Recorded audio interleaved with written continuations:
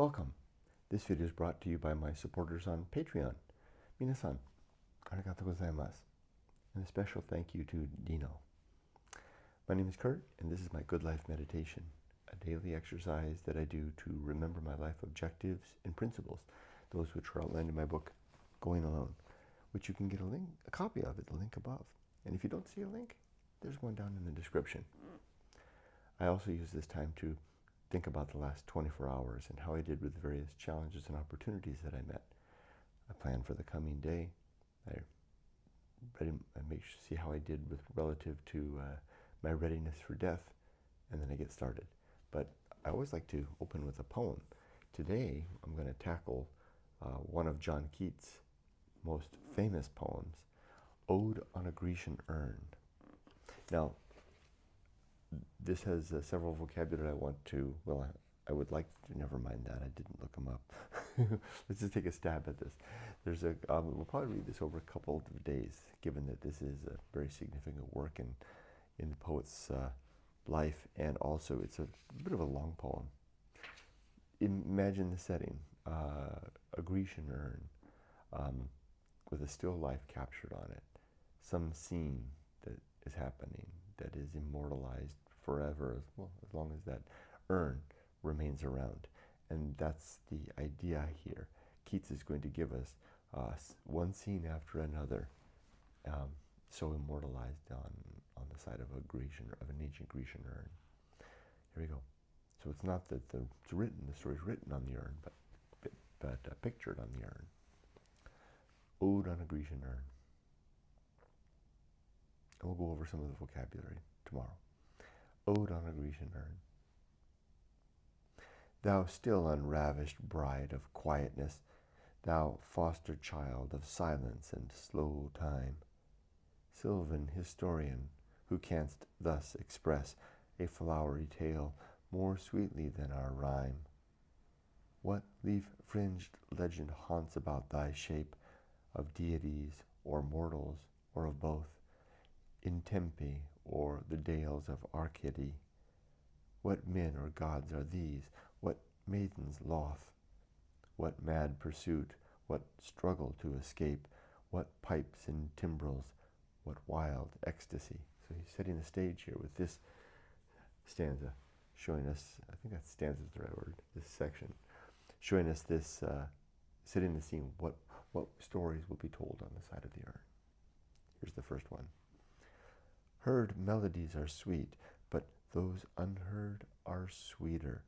Therefore, ye soft pipes play on, not to the sensual ear, but more endeared, pipe to the spirit ditties of no tone. Fair youth, beneath the trees thou canst not leave thy song, nor ever can those trees be bare. Bold lover, never canst thou kiss, though winning near the goal, yet do not grieve, she cannot fade, though thou hast not thy bliss, for ever wilt thou love, and she be fair.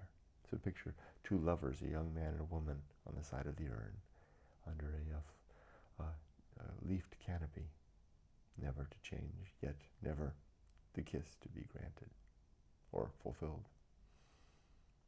Next. Ah, happy, happy boughs that cannot shed your leaves, nor ever bid the spring adieu, and happy melodist unwearied, forever piping songs forever new. More happy love, more happy, happy love, forever warm and still to be enjoyed, forever panting, forever young, all breathing human passion far above, that leaves a heart high, sorrowful, and cloyed, a burning forehead and a parching tongue. So imagine a man playing a flute or a lute under the trees of spring. Next. Who are these coming to this sacrifice? To what green altar, O mysterious priest, leadest thou that heifer lowing at the skies, and all her silken flanks with garlands dressed? What little town by river or seashore or mountain built with peaceful citadel is emptied of this folk, this pious morn. And, little town, thy streets forevermore will silent be, and not a soul to tell why thou art desolate can e'er return. So a priest leading a sacrificial cow to an altar they'll never arrive, or a mountain with a castle-like citadel in a little town. Next. O Attic shape, fair attitude, with breed of marble men and maidens overwrought, with forest branches and the trodden weed, thou, silent form, dost tease us out of thought, as dost eternity, cold pastoral. When old age shall this generation waste, thou shalt remain in midst of other woe. Then ours, a friend to man, to whom thou sayest, beauty is truth, truth beauty, that is all ye know on earth and all ye need to know.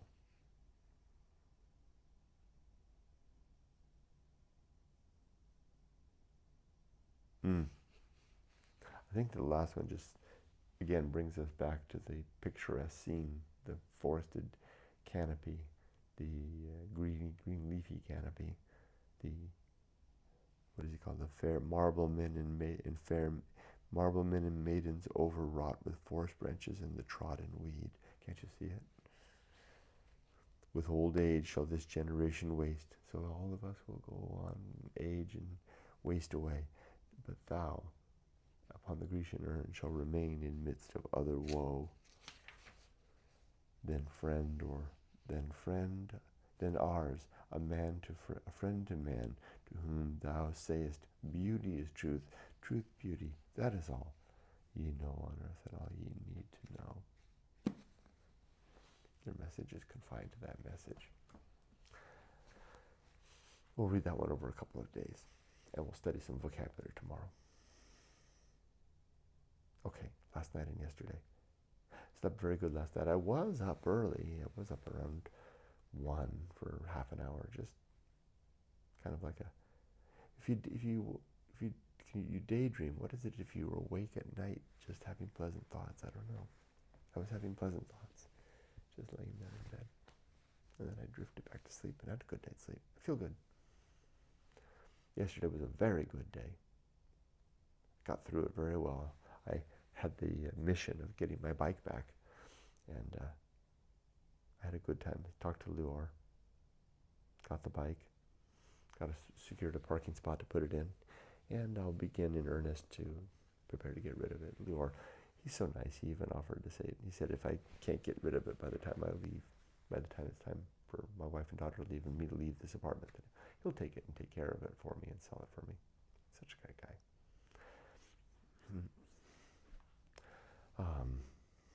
Came to the home, went to the beach, had a lovely, the most wonderful evening with my wife.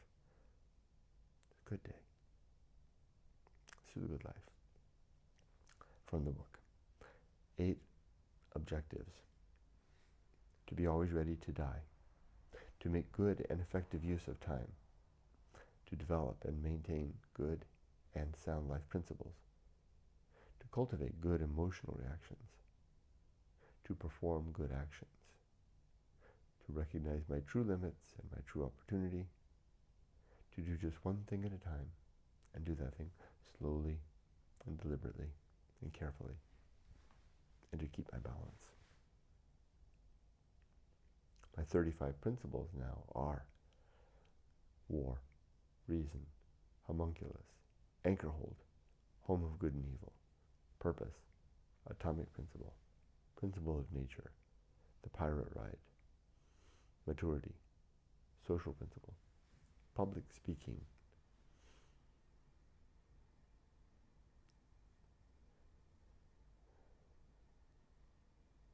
principle of family. I think I mixed that one up. Temperance, life will not go well.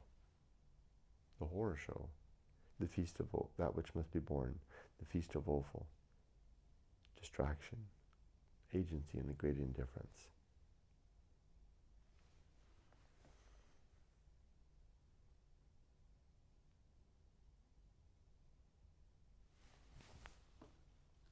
got to go to the book. Got myself a little mixed up. So all of these principles and objectives are listed in the book.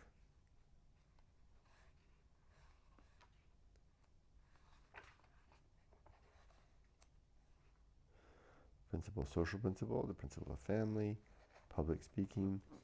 See how they're laid out here, one after the other in a description of each. Temperance, life will not go well, the horror show, that which must be born, the feast of woeful, that's where I was.